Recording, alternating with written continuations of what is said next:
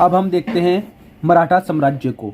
मराठा साम्राज्य में क्या होता है कि मुगल साम्राज्य का जो अंत होता है उसके साथ साथ जैसे कि औरंगज़ेब के साथ शिवाजी की लड़ाई होती है, काफ़ी मोहम्मद शाह जितने भी मतलब कहने का मतलब यह है कि मराठा साम्राज्य और लास्ट का जो मुगल पीरियड है, साम्राज्य है, वो साथ में ही चलता है। तो इसलिए हम पहले मुगल साम्राज्य को पढ़ चुके हैं, उसका अंत को पढ़ चुके हैं। अब हम देखेंगे कि मराठा साम्राज्य को। मराठा साम्राज्य में हम सबसे पहले देख लेते हैं कि शिवाजी से शुरू होता है। ये 1627 से 80 तक शिवाजी रहते हैं। इनके पिताजी शाहजी भोसले थे। इनकी माता का नाम जीजाबाई था। शिवाजी की 3 पत्नियां थीं, साईबाई निम्बालकर, सोयराबाई और पुतलीबाई। शिवाजी की मृत्यु के पश्चात पुतलीबाई सती हो जाती है। और कौन कौन बचता है फिर? साईबाई निम्बालकर और सोयराबाई बचती है। साईबाई निम्बालकर के बेटे हैं शंभाजी और सोयराबाई के बेटे हैं राजा राम और शंभाजी के बेटे हैं शाहू जी। और राजा राम जो है, ये राजा राम के भी 2 पत्नियां होती हैं।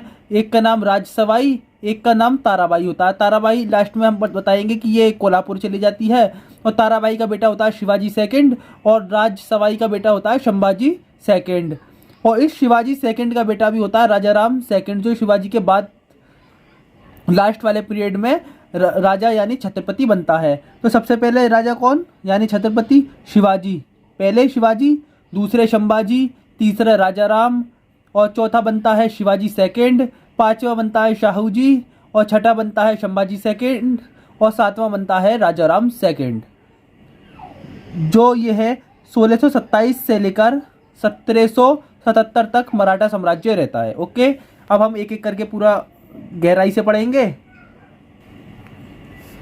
होता क्या है कि शिवाजी योद्धा परिवारों के समर्थन में एक नए राज्य की स्थापना करता है। शिवाजी ने 1627 से 80 के बीच में शिवाजी ने एक शक्तिशाली योद्धा परिवारों के समर्थन में एक नए राज्य की स्थापना की। अत्यधिक गतिशील किसान चरवाहे, जिन्हें कुनबी भी कहा जाता था, इनके समूह ने मराठा सेना की रीढ़ का काम किया। इनके पिता का नाम शाहजी भोसले था। ये अहमदनगर के शासक के यहाँ नौकरी किया करते थे। जब अहमदनगर पर मुगलों का अधिकार हो गया तब बीजापुर के शासक के यहाँ ये नौकरी करने लगे और इन्होंने जीजाबाई यानी अपनी पत्नी और शिवाजी को पूना की जागीर सौंप दी थी। इनकी माता का नाम जीजाबाई था और जीजाबाई का इन पर सर्वाधिक प्रभाव पड़ा शिवाजी पर। इनकी सौतेली जो माता थी उसका नाम तुकाबाई था। इनके जो संरक्षक थे, गुरु थे, वो कोंडदेव थे और इन पर जो सर्वाधिक प्रभाव पड़ा वो गुरु कोंडदेव और जीजाबाई का ही पड़ा। इनके आध्यात्मिक गुरु जो थे वो रामदास थे। शिवाजी की अन्य पहचान यानी कि इन्हें जो है पहाड़ी चूहा कहा जाता था। पहाड़ी चूहा इतिहास में किसे कहा जाता है? शिवाजी को, क्योंकि ये छुपकर गोरिल्ला या छापामार पद्धति से वार करता था। युद्ध अभियान गोरिल्ला या छापामार पद्धति से करता था। ये इसे एक तरीके से ये चूहों की तरह छुपकर पहाड़ों के पीछे वार करता था, जिस कारण इसे पहाड़ी चूहा कहा जाने लगा। गोरिल्ला या छापामार पद्धति से वार करता था, ये इसे पहाड़ी चूहा कहा जाता है। किसे पहाड़ी चूहा कहा जाता है? शिवाजी को पहाड़ी चूहा कहा जाता है। ओके, अब शिवाजी के अष्ट प्रधान को देख लेते हैं। इसमें एक पेशवा जो प्रधानमंत्री होता था, आमत्य जो वित्त मंत्री होता था, वाक्यानवीस जो गृह मंत्री होता था, सुमत या दबीर ये विदेश मंत्री होता था, चिटनेस या सुकन्नवीस ये फगचार विभाग का अध्यक्ष होता था, सरे नौबत ये सेनापति होता था, सदर या पंडित राव ये धार्मिक सलाह देता था, मतलब धार्मिक मामलों को देखता था, न्यायाधीश ये न्याय विभाग का था। राजा के बाद न्यायाधीश का ही स्थान होता था। इस तरह हमने शिवाजी के अष्ट प्रधान को देख लिया। शिवाजी ने अपना प्रथम सैन्य अभियान 1643 ईस्वी में बीजापुर के विरुद्ध किया था और तोरण के किले को जीत लिया। शिवाजी ने बीजापुर के सेनापति अफजल खां की भी हत्या कर दी थी। 1646 में तोरण का किला जीतता है शिवाजी। प्रथम सैन्य अभियान 1643 ईस्वी में बीजापुर के विरुद्ध और तोरण का किला कितने में? 1646 में। 1643 में बीजापुर के विरुद्ध अभियान, 1646 में तोरण, 1647 में सिंहगढ़, 1654 में पुरंदर और 1657 में कोंकण, जिसके अंतर्गत कल्याण, भिवंडी और महू आते हैं। और 1657 में ही शिवाजी की मुलाकात जो है औरंगजेब से होती है। शिवाजी जी जो है वो औरंगजेब से संधि करना चाहता है।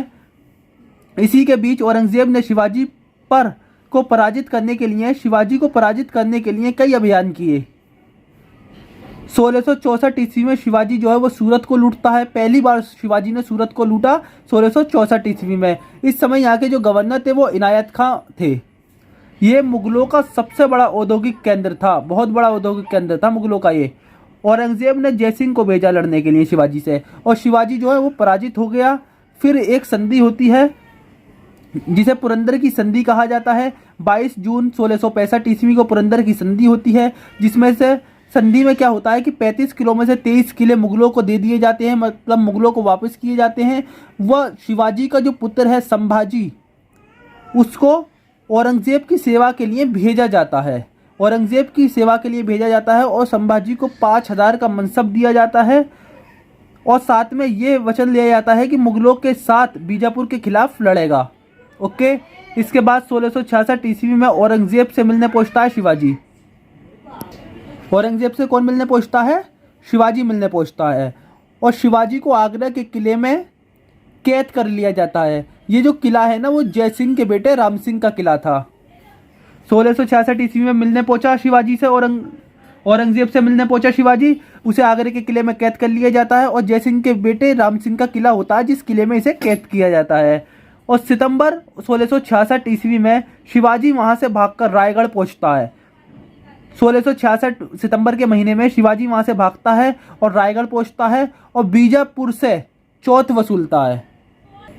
और रायगढ़ जब पहुंचता है तो वहां से बीजापुर से चौथ वसूलता है और रायगढ़ को राजधानी बनाता है, और इसी किले में रायगढ़ को राजधानी बनाता है, और इसी किले में वो अपना 1674 ईस्वी में राज्याभिषेक करवाता है।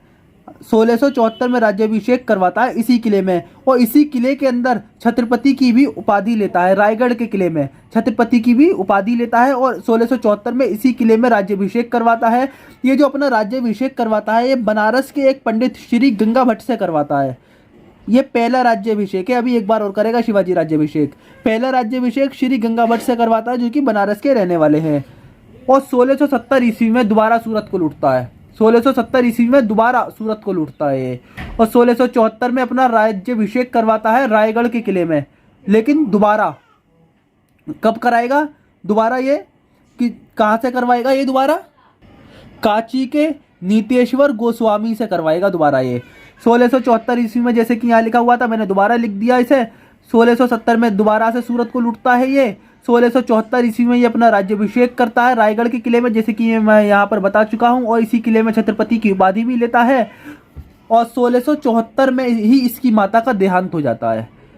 1674 में राज्याभिषेक किया इसने, छत्रपति की उपाधि ली, रायगढ़ को राजधानी बनाया, और 1674 ईस्वी में ही इसकी माता का देहांत हो जाता है। जब इसकी माता का देहांत हो जाता है तो ये सोचता है कि कहीं राज्याभिषेक में कोई कमी ना रह गई हो, इसीलिए 24 सितंबर 1674 ईस्वी को दोबारा से राज्याभिषेक करवाता है। और ये जो राज्याभिषेक करवाता है कांची के सबसे बड़े पंडित नीतेश्वर गोस्वामी से तांत्रिक विधि से करवाता है। कौन सी विधि से? तांत्रिक विधि से करवाता है। लेकिन क्या होता है कि 1679 ईस्वी में औरंगजेब जो है दोबारा से जजिया कर लगा देता है। 1689 ईस्वी में औरंगजेब दोबारा से जजिया कर लगा देता है। जजिया का विरोध करने वाला एकमात्र शासक शिवाजी ही था उस समय। शिवाजी के अलावा कोई जजिया का विरोध नहीं कर रहा था। औरंगजेब ने विवश होकर शिवाजी को राजा की उपाधि दे दी। शिवाजी का अंतिम सैन्य अभियान कर्नाटक के विरुद्ध 1677 ईस्वी में था। अंतिम अभियान कब था शिवाजी का? 1677 ईस्वी में कर्नाटक के विरुद्ध। और 12 अप्रैल 1680 ईस्वी को ज्वर यानी बुखार के कारण शिवाजी की मृत्यु हो जाती है। 12 अप्रैल 1680 ईस्वी को शिवाजी की मृत्यु हो जाती है ज्वर से यानी बुखार से। और इनकी जो पत्नी थी, 3 पत्नियां थी इसकी, लेकिन 3 पत्नियों में से एक पत्नी पुतलीबाई जो थी वो सती हो जाती है। और 1680 में जब शिवाजी की मृत्यु हो जाती है तो जाहिर सी बात है कि इसका बेटा शासक बनेगा। 1680 ईस्वी में संभाजी शासक बनता है, और ये 1680 से 1689 ईस्वी तक यानी कि 9 साल तक रहता है। ये संभाजी है जो पन्हाला के किले में कैद था, वहां से भागकर ये छत्रपति बना। ओके, जैसे कि मैंने बताया था कि शिवाजी के बेटे को औरंगजेब की सेवा के लिए भेज दिया गया था, ये वही संभाजी है। लेकिन 1680 में जब संभाजी शासक बनता है, छत्रपति बनता है, तो उसी के बीच 1686 ईस्वी में होता क्या है कि संभाजी जो है अकबर सेकंड, जो कि औरंगजेब का बेटा है, अकबर सेकंड विद्रोह करता है औरंगजेब से। तो ये अकबर सेकंड को पनाह दे देता है, यानी शरण दे देता है। तो ये बात जब औरंगजेब को पता चल जाती है तो 1689 ईस्वी में, 86 में तो पनाह दे रहा है, और 89 ईस्वी में, 1689 ईस्वी में संभाजी को मारकर उनके बेटे शाहू जी को बंदी बना लिया जाता है। जैसे कि मैंने बताया कि शिवाजी पहला शासक बना, दूसरा संभाजी बना, तो संभाजी को मारकर शाहू जी को बंदी बना लिया जाता है। यानी कि यहाँ तक तो पीढ़ी खत्म हो चुकी है एक तरीके से। शाहू जी जो बचे थे राजा बनने के काबिल, वो कैद हो चुके हैं। तो अब राजा कौन बनेगा? इसका शिवाजी के दूसरे बेटे का खानदान बनेगा। जैसे कि राजा राम बचा था, राजा राम बनता है, फिर राजा राम बनता है। और ये जो संभाजी है, इसकी पत्नी का नाम था येसुबाई इसकी पत्नी का नाम था। अब क्या होता है कि 1689 ईस्वी में, जैसे कि मैंने कहा कि ये तो इसे मार दिया गया, इसे कैद कर लिया गया, बचा कौन? राजा राम। अब राजा राम शासक बनेगा, छत्रपति बनेगा। तो 1689 ईस्वी में राजा राम छत्रपति बनता है। ओके।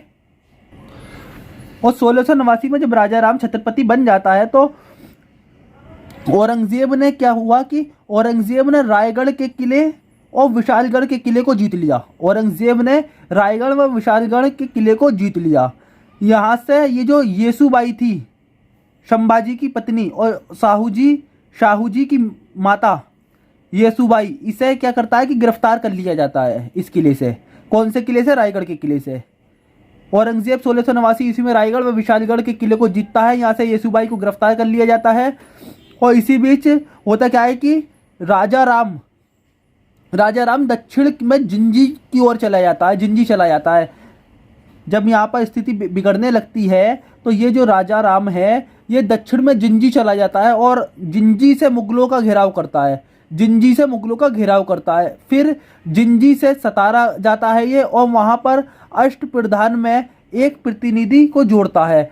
मैंने बताया था ना कि शिवाजी के अष्टप्रधान थे, उन अष्टप्रधान में एक प्रतिनिधि को जोड़ता है। होता क्या है कि जब 1689 ईस्वी में औरंगजेब ने रायगढ़ व विशालगढ़ किले को जीता तो यहाँ से रायगढ़ से येसुबाई को गिरफ्तार कर लेता है।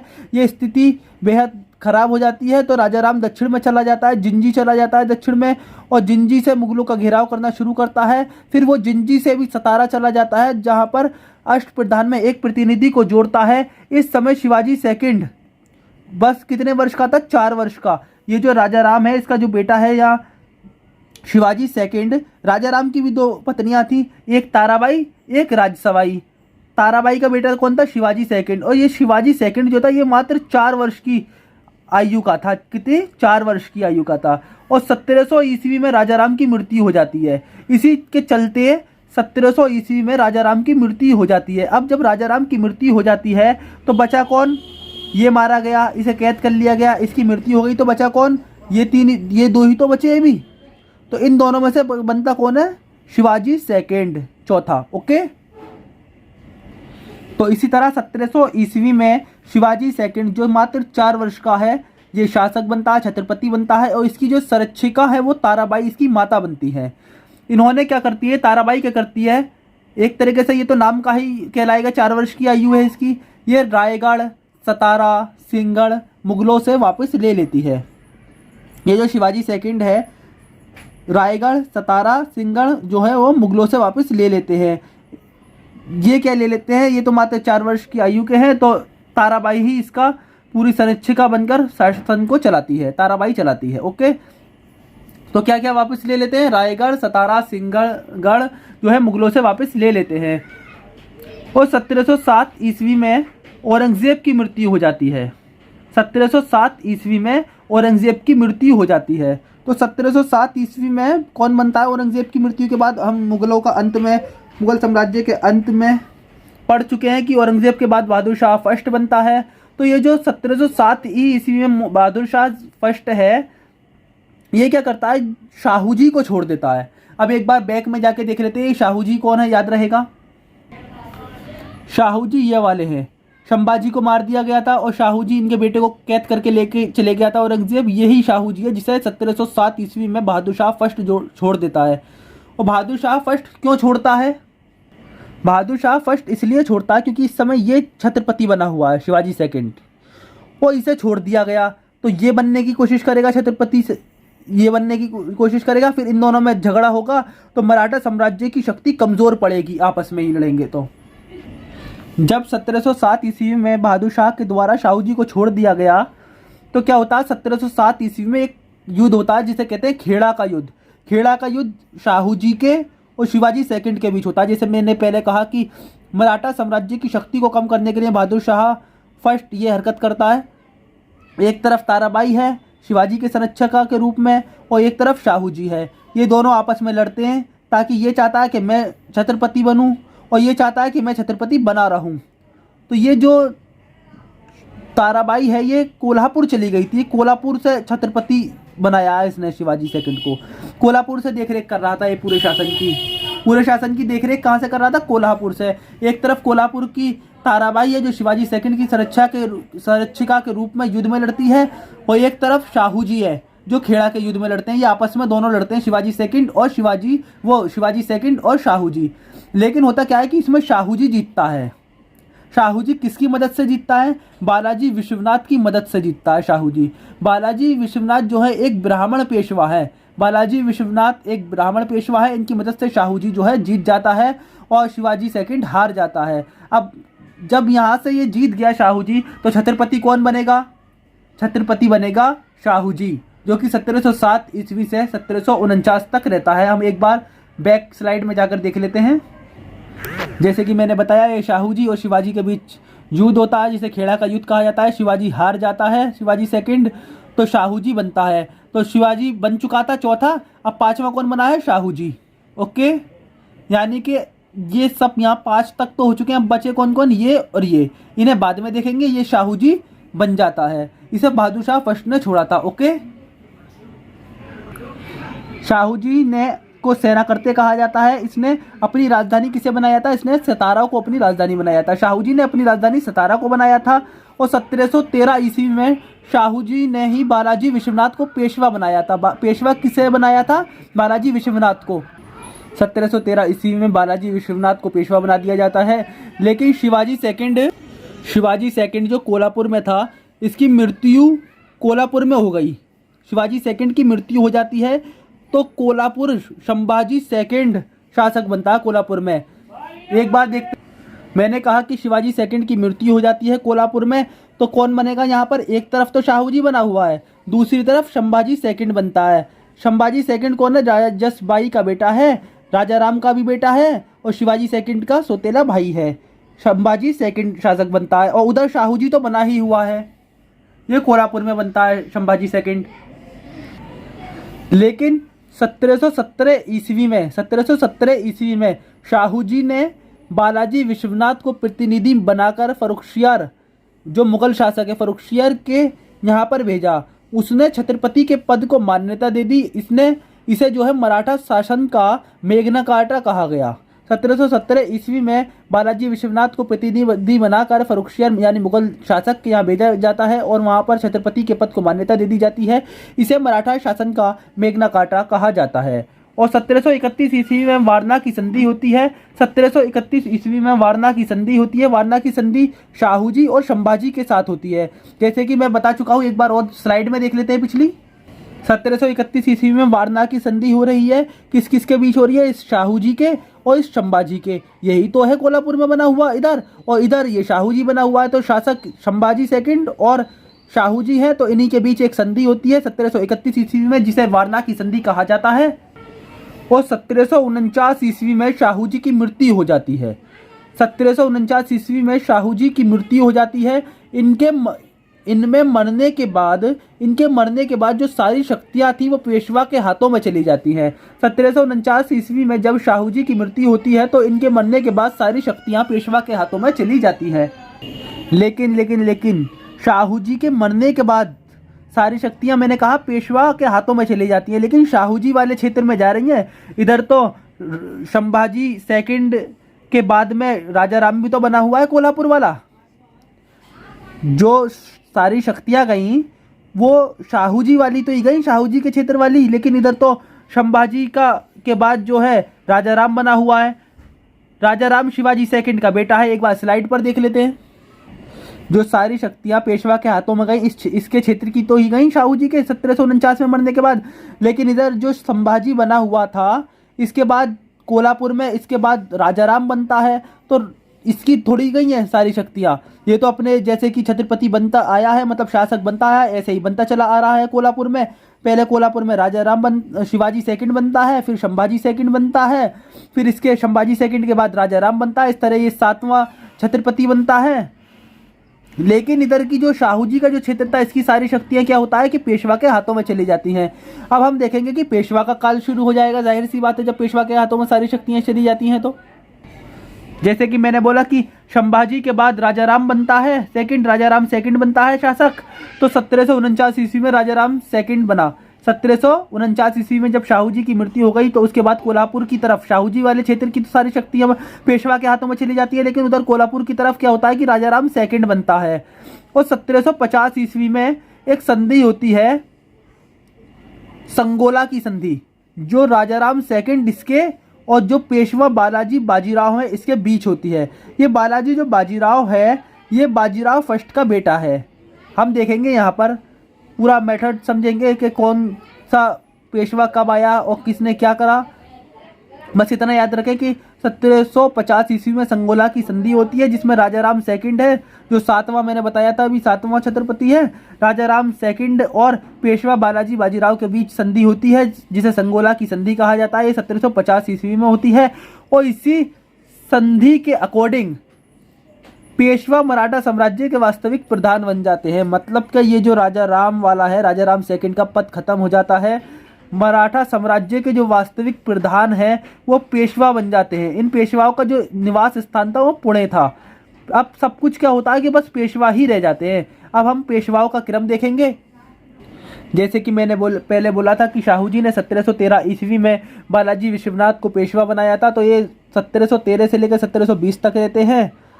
20 में इनकी मृत्यु हो जाती है। इनके बाद बालाजी फर्स्ट आता है जो 1720 से 40 तक रहता है। इसे लड़ाका पेशवा भी कहा जाता है। इस हिसाब से देखें तो हम ये पहले नंबर का बालाजी विश्वनाथ, दूसरे नंबर पर जो आता है बालाजी फर्स्ट आता है, तीसरे नंबर पर क्या होता है कि बालाजी बाजीराव आता है। बालाजी बाजीराव जब ये 1720 से 40 तक रहा है तो 40 से 61 तक कौन रहता है, बालाजी बाजीराव रहता है। इसे नाना साहब भी कहा जाता है। ये तीसरे नंबर का होता है।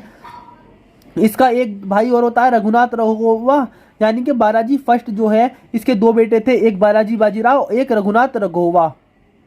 ओके, लेकिन जो पेशवा बनता है वो बालाजी बाजीराव बनता है 1740 से 61 तक। अब चौथे नंबर पे बालाजी बाजीराव के बाद कौन बनता है, माधवराव फर्स्ट बनता है। माधवराव फर्स्ट चौथे नंबर पर बनता है। ये 1761 से 72 तक रहता है। फिर इसके बाद नारायण राव बनता है जो मात्र 1 वर्ष के लिए पेशवा बनता है, 1772 से 73 तक बनता है। फिर नारायण राव के बाद में इसका बेटा माधवराव सेकंड बनता है। इसे नाना फडणवीस ने बनाया था। माधवराव सेकंड को नाना फडणवीस ने बनाया था, लेकिन इसने आत्महत्या कर ली थी। ये 1774 से 96 तक रहा। इसने 96 ईस्वी में 1796 ईस्वी में आत्महत्या कर लेता है। ये जब ये आत्महत्या कर लेता है तो 7वां कौन बनता है, रघुनाथ रघुवा का बेटा बाजीराव सेकंड 7वां बनता है, जो 1796 से 1818 तक रहता है। लेकिन अंग्रेज क्या करते हैं, इसे 8 लाख रुपए पेंशन का देकर पेंशन दे देते हैं। और इसका जो दत्तक पुत्र था धुंधु पंत, जिसे नाना साहब के नाम से भी जाना जाता है, वो 1857 के विद्रोह में भाग लेते हैं। ओके, अब हम एक एक करके सबके बारे में पढ़ेंगे। जैसे कि मैंने पहले बोला कि 1720 ईस्वी में बालाजी विश्वनाथ की मृत्यु हो जाती है। 1713 ईस्वी में तो शाहू जी ने पेशवा बनाते हैं, लेकिन 1720 ईस्वी में बालाजी विश्वनाथ की मृत्यु हो जाती है। इनके बाद बालाजी फर्स्ट शासक बनता है 1720 से 40 तक। इनके दो बेटे हैं, बालाजी बाजीराव और रघुनाथ रघोवा। ओके, बाजीराव फर्स्ट 1720 ईस्वी से 40 ईस्वी तक। इनके पिता का नाम बालाजी विश्वनाथ था। इन्हें लड़ाकू पेशवा भी कहा जाता था। ये गोरेला पद्धति का सर्वाधिक प्रयोग करते थे। सर्वाधिक प्रयोग गोरेला पद्धति का बाजीराव फर्स्ट ने किया।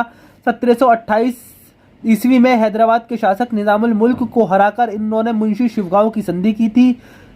छत्रपति शाहू जी से क्या कहा था बाजीराव फर्स्ट ने कि आओ इस पुराने वृक्ष की जड़ों पर हम वार करें, शाखाएं तो खुद गिर जाएंगी। और इसी के रिप्ले में शाहू जी ने प्रतिक्रिया दी कि आप निसंदेह एक योग्य पिता के एक योग्य पुत्र हैं। आपके प्रयासों से मराठा साम्राज्य का पताका कटक से लेकर अटक तक लहराए जाएंगे।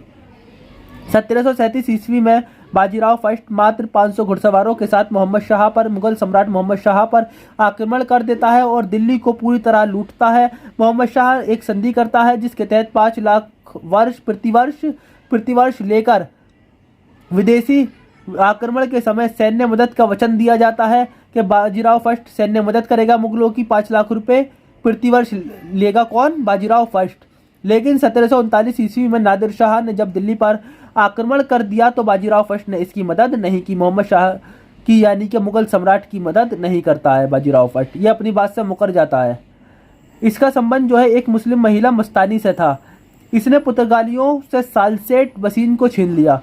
बाजीराव फर्स्ट ने पुर्तगालियों से सालसेट व बसीन को छीन लिया था। इसके समय में मराठा साम्राज्य को 5 परिसंघों में बांटा गया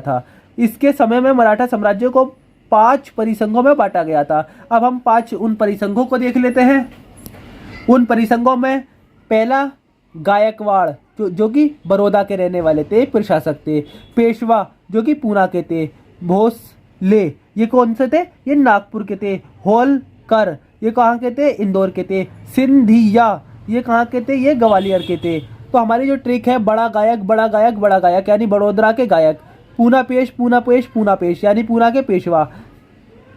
भोसनाग यानी के भोसले कहाँ के? नागपुर के। इंद्र यानी इंदौर, होल यानी होलकर। गालीवाला सिंध यानी ग्वालियर और सिंध। ओके, अब हम आगे देखते हैं। बाजीराव फर्स्ट के बाद कौन बनता है? बाजीराव फर्स्ट के बाद बनता है, बाजीराव के 2 बेटे थे। बाजीराव फर्स्ट के 2 बेटे थे, बालाजी बाजीराव और रघुनाथ रघोवा। तो बालाजी फर्स्ट के बाद बनता है बालाजी बाजीराव और रघोवा नहीं बनता है।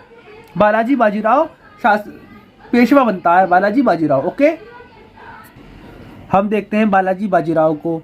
ये 1740 से 1761 तक रहते हैं। इनका अन्य नाम नाना साहब था। नाना साहब कहा जाता था। शिवाजी के बाद मराठा साम्राज्य का इन्हें दूसरा संस्थापक भी कहा जाता है। 1749 ईस्वी में संगोली की जो संधि मैंने पहले बताई थी, राजाराम सेकंड और बालाजी बाजीराव जो कि पेशवा थे, इनके बीच हुई थी। इसके तहत मराठा साम्राज्य जो था वो पेशवा के अधीन हो गया था, जैसे कि मैं बता चुका हूँ। 1752 ईस्वी में एक संधि और होती है जिसे झलकी की संधि कहा जाता है। यह संधि हैदराबाद के निजाम ने मराठों की अधीनता स्वीकार कर की थी। मतलब 1752 में एक झलकी की संधि हुई जिसके अकॉर्डिंग हैदराबाद के निजाम ने मराठों की अधीनता को स्वीकार कर लिया। और 14 जनवरी 1761 ईस्वी में पानीपत का तृतीय युद्ध हो जाता है जो कि अहमद शाह अब्दाली से होता है। मराठे पराजित हो जाते हैं। ये सब खबर को सुनकर बालाजी बाजीराव की मृत्यु हो जाती है। 14 जनवरी 1761 ईस्वी को अब्दाली से पानीपत का 3rd युद्ध हो जाता है मराठों का। मराठे पराजित हो जाते हैं। ये खबर सुनकर इनकी मृत्यु हो जाती है।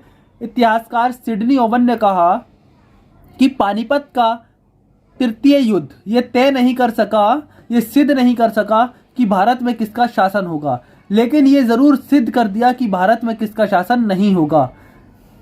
इनका जो पुत्र था विश्वास राव, वो युद्ध में मारा जाता है पानीपत के तृतीय युद्ध में। लेकिन इसी के साथ जब ये हारते हैं पानीपत के तृतीय युद्ध में, तो अंग्रेजों को बंगाल और भारत में एक सुनहरा मौका मिलता है, क्योंकि जो बड़ी ताकत थे मराठा वो कमजोर हो गए, युद्ध में हार गए। तो अंग्रेजों को, और अब्दाली जो था वो लौट गया, तो बचे कौन? अंग्रेज। इन्हें वो एक बहुत बड़ा मौका मिल गया। अंग्रेजों को बंगाल और भारत में मौका मिल गया बहुत बड़ा।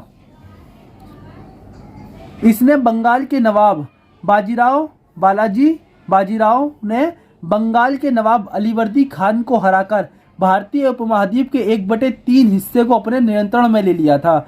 और मुगल सम्राट अहमद शाह के साथ एक समझौता हुआ। किसका समझौता हुआ? बालाजी बाजीराव का हुआ, जिसमें पेशवाओं ने आंतरिक व बाहरी दुश्मनों से बचाने के बदले मुगलों से उत्तर पश्चिम प्रांतों से चौथ व आगरा, अजमेर, से कुल राजस्व लेने की बात की, और लेने की बात की कि लिया भी। इसकी मृत्यु के बाद इसका दूसरा बेटा माधवराव फर्स्ट, जो कि अल्पायु था, माधवराव फर्स्ट शासक बनता है। और इसी स्थिति का लाभ उठाकर अंग्रेजों ने युद्ध करना शुरू कर दिया और 3 आंग्ल मराठा युद्ध हो जाते हैं। ओके, जैसे कि मैंने कहा कि माधवराव फर्स्ट बनता है, ये मारा गया, इसकी मृत्यु हो गई कब? पानीपत के 3rd युद्ध की हार की खबर सुनकर। तो इसके बाद माधवराव फर्स्ट बनता है। इसके 3 बेटे थे, कौन? माधवराव फर्स्ट, नारायण राव और विश्वास राव। विश्वास राव जो था वो जंग के मैदान में पानीपत के 3rd युद्ध में मारा जाता है। बचा कौन? माधवराव फर्स्ट और नारायण राव। तो नारायण राव बाद में बनेगा, पहले कौन बनता है? माधवराव फर्स्ट। ये 1761 से 62 तक रहता है। ओके, अब इसके बारे में देख लेते हैं डिटेल में। माधवराव फर्स्ट ये 1761 से 72 तक रहता है। ये अल्पायु था। इसकी संरक्षक जो था वो इसका चाचा रघुनाथ रघोवा बना। इसका चाचा रघुनाथ रघोवा बना। ये अल्पायु था। इसके सामने काफ़ी समस्याएं थी। सबसे पहले समस्या कि ये खुद अल्पवयस्क था, और दूसरा आपस में फूट डली हुई थी। इसका चाचा सबसे बड़ा दुश्मन था, क्योंकि इसका हैदराबाद के निज़ाम भी इसके लिए एक समस्या थी, क्योंकि निज़ामों को अधीन ले लिया था किसने? बालाजी बाजीराव ने। दूसरा हैदर अली। तीसरा कर्नाटक अंग्रेज़ों से मिला हुआ था, अंग्रेज भी इस पर नज़र लगाए हुए थे। मराठा साम्राज्य पे अंग्रेज़ों की भी नज़र लगी हुई थी। और सबसे बड़ी चीज़ के राजकोष खत्म हो चुका था। और इसी बीच 1772 ईस्वी में इसकी मृत्यु हो जाती है। माधवराव फर्स्ट की मृत्यु हो जाती है। इसके सामने कौन कौन सी समस्याएं थी? ये अल्पायु था, यानी अल्पवयस्क था, आपस में फूट पड़ी हुई थी, क्योंकि इसका चाचा सबसे बड़ा दुश्मन था इसका। हैदराबाद के निज़ाम, क्योंकि बालाजी बाजीराव ने हैदराबाद के निज़ामों को अपने अधीन कर लिया था, तो वो भी दुश्मन थे। इधर हैदर अली, इधर कर्नाटक अंग्रेज़ों से मिल चुका था, और अंग्रेज़ों की नज़र मराठा साम्राज्य पर बहुत पहले से थी। और सबसे बड़ी चीज़ कि इसका राजकोष खत्म हो चुका था। और 1772 ईस्वी में इसकी मृत्यु हो जाती है। 1772 ईस्वी में जब इसकी मृत्यु हो जाती है तो इसका भाई नारायण राव बनता है। इसके 2 भाई थे। बालाजी बाजीराव के कौन थे? 3 बेटे थे। एक माधवराव फर्स्ट, दूसरा नारायण राव, तीसरा विश्वास राव। विश्वास राव जंग के मैदान में पानीपत में मारा जाता है, पानीपत के 3rd युद्ध में। और बचा कौन? माधवराव फर्स्ट। तो ये शासक बनता है। तो 1772 ईस्वी में इसकी भी मृत्यु हो जाती है। अब बचा कौन? नारायण राव। तो नारायण राव जो है 72 से 73 तक रहता है।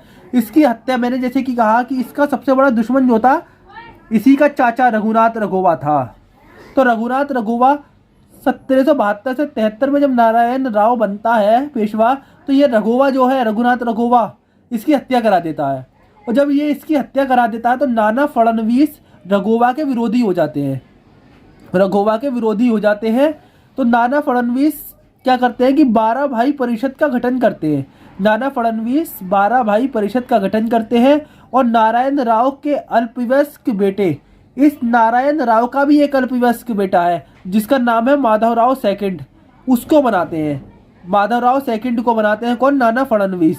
अब इसे एक बार बैक स्लाइड में देख लेते हैं कि इसका बेटा कब है, क्या है, मतलब पूरी याद रहेगा, माइंड सेटअप ओके।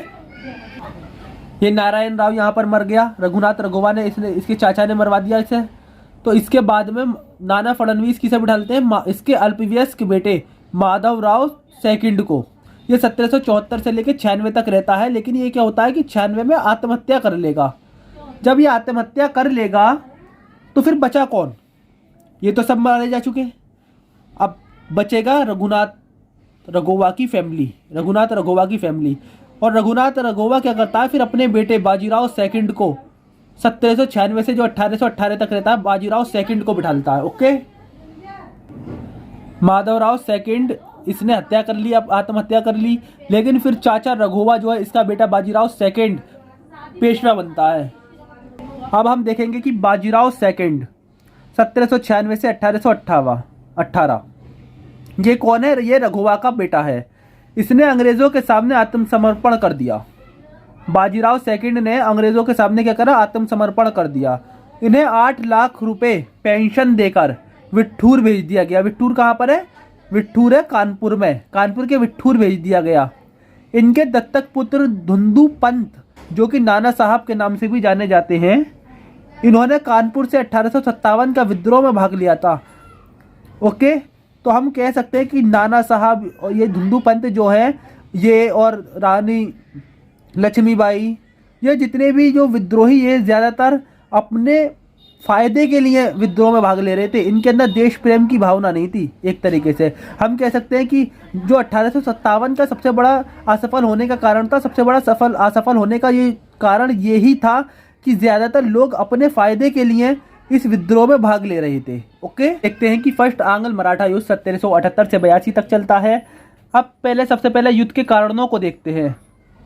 युद्ध का पहला कारण था कि सूरत की संधि जो मुंबई परिषद वालों ने की थी, कलकत्ता परिषद वालों ने मानने से इनकार कर दिया और कर्नल ऑप्टन के द्वारा एक संधि भेजी गई जिसे पुरंदर की संधि कहा गया। पुरंदर की संधि को भेजा कि आप पुरंदर की संधि करें। इस संधि से रघुवा को केवल पेंशन दी जाएगी और अंग्रेज़ों ने पेंशन दी गई इस संधि के अकॉर्डिंग, और अंग्रेज़ों ने जो है सालसेट पर अधिकार कर लिया।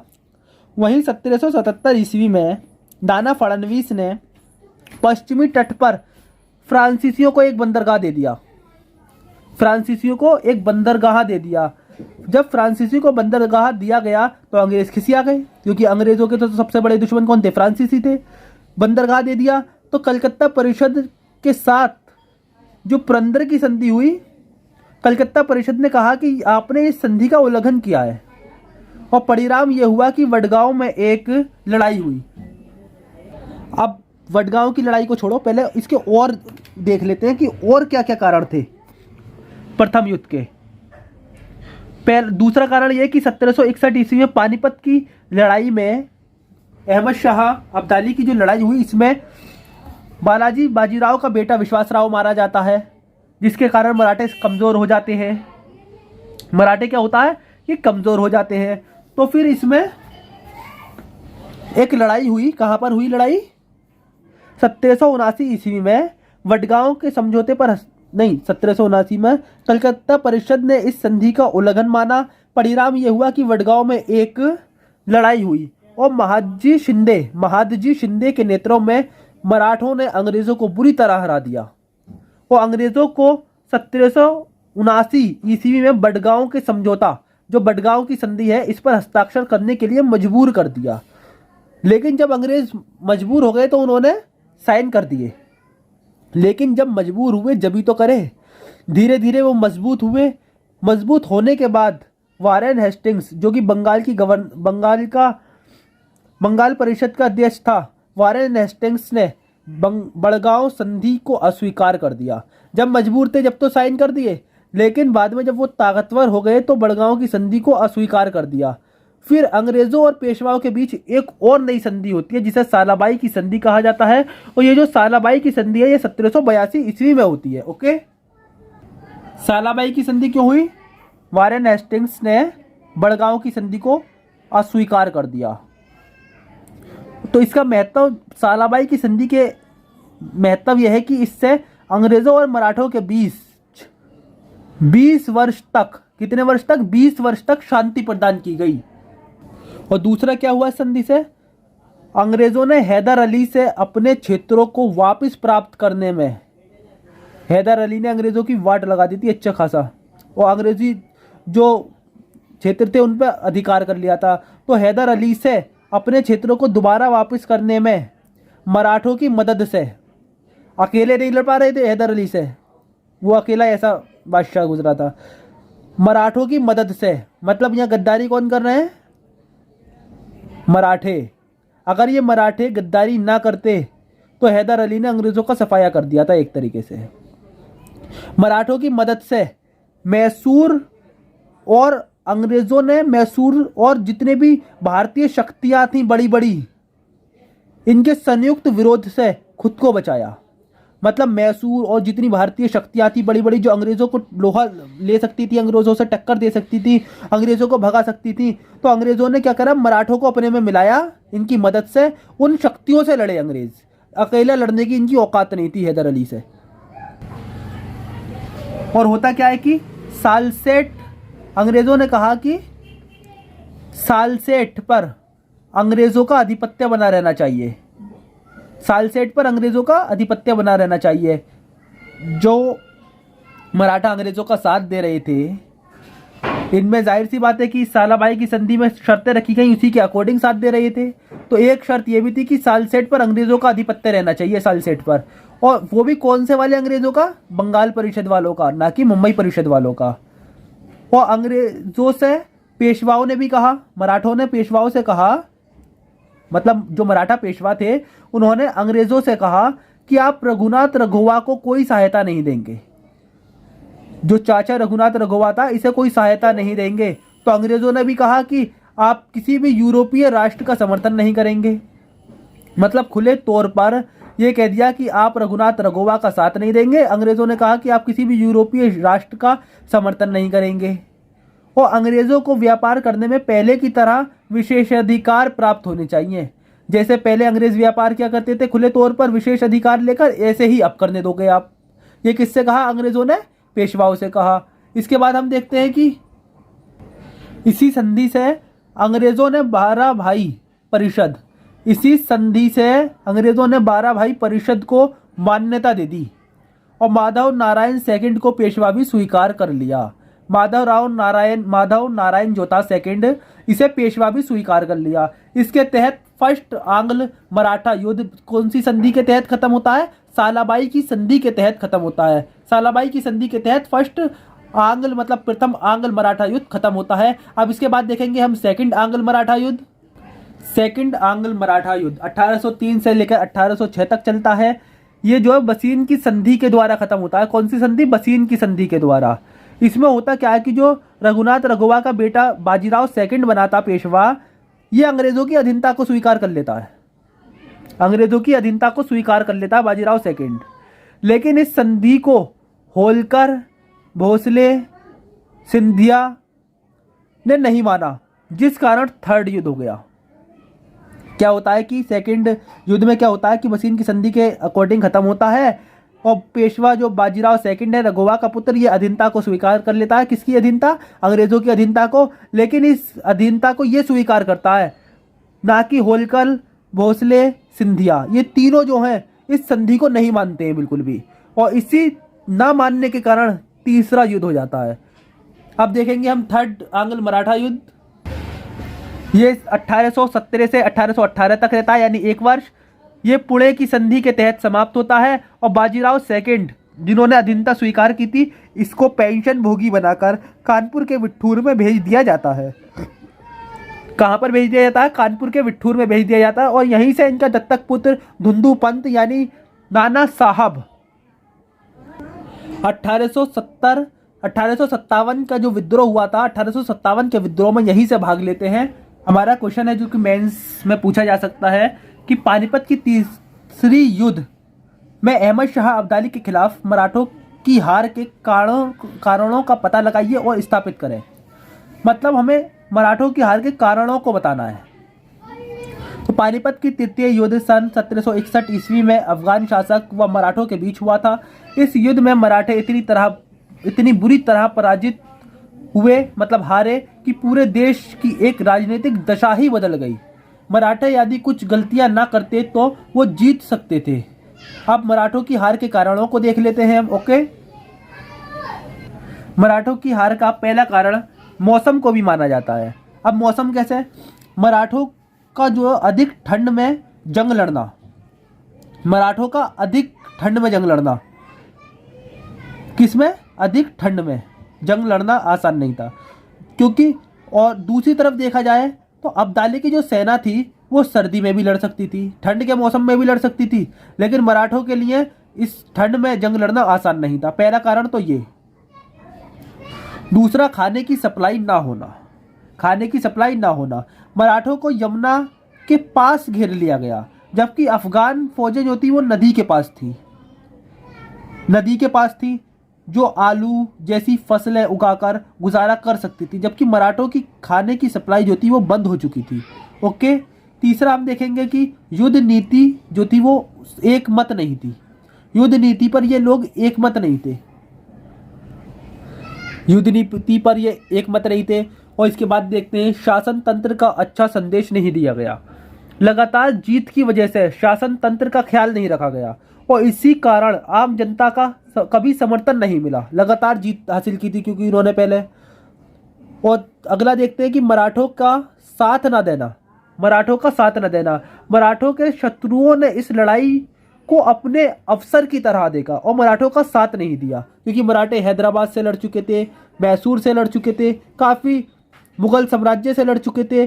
किसी ने साथ नहीं दिया और इसे एक अवसर की तरह देखा इस लड़ाई को। अगला पॉइंट हम देख सकते हैं कि धार्मिक कूटनीति। धार्मिक कूटनीति क्या थी? अब्दाली मुस्लिम शासकों को अपनी ओर करता चला गया। अहमद शाह अब्दाली जो था, जंग के मैदान में जो मुस्लिम शासक थे आसपास के, उन्हें सबको धर्म को लेकर अपनी तरफ लेता चला गया, जबकि ये लोग अकेले रह गए। मराठा सेनापति असंतुष्ट थे। अगला टॉपिक है कि मराठा जो सेनापति थे वो असंतुष्ट थे। फिर आता है कि अफगानों के तोपखानों का श्रेष्ठ होना। अफगानों के जो तोपखाने थे उनकी मारक क्षमता बहुत अधिक थी, जबकि मराठा तोपों की जो मारक क्षमता थी वो कम थी। मारक क्षमता कम थी किसकी? मराठों वालों की, जबकि अफगानों की जो मारक क्षमता थी वो बहुत ही अच्छी थी। और अगला टॉपिक है कि धन का अभाव। क्षेत्रीय शक्तियों के साथ न देने के कारण, लगातार विजय और युद्ध के कारण धन का अभाव भी था। एक ही कारण ये भी था, और एक कारण ये भी था कि परिवार को साथ लाने का फैसला भारी पड़ा। इसे आप खुद सोच सकते हो कि आप जंग के मैदान में जा रहे हो तो आप परिवार को साथ लेके क्यों जा रहे हो? अगर परिवार को साथ लेके जा रहे हो तो एक तरफ आप लड़ोगे, दूसरी तरफ दिमाग आपका परिवार की तरफ लगेगा। एक टॉपिक हम इसे भी कह सकते हैं कि ये भी एक कारण था। दूसरा कह सकते हैं कि अब्दाली की राजनीति। अब्दाली जो था एक कूटनीतिक व साहसी योद्धा था, जो ये अच्छी तरह से जानता था कि कौन शासक कैसे हमारे काम आ सकता है। इन सभी कारणों से मराठा वीर साहसी होते हुए भी अब्दाली से हार गए और इस लड़ाई ने पूरे भारत की राजनीति को बदलकर पेशवाओं के जीवन का फैसला कर दिया। इतिहासकार सिडनी ओवन लिखते हैं कि पानीपत की थर्ड लड़ाई में ने ये फैसला नहीं किया था, ये सिद्ध नहीं किया था कि किसका शासन होगा भारत पर, लेकिन ये जरूर सिद्ध कर दिया था कि किसका शासन नहीं होगा। कि उनका कहने का मतलब साफ है कि ये जरूर सिद्ध कर दिया था कि अब मराठों का शासन नहीं होगा। ओके, इस तरीके से हमारा जो चैप्टर है मराठा साम्राज्य ये भी खत्म हो जाता है। ओके।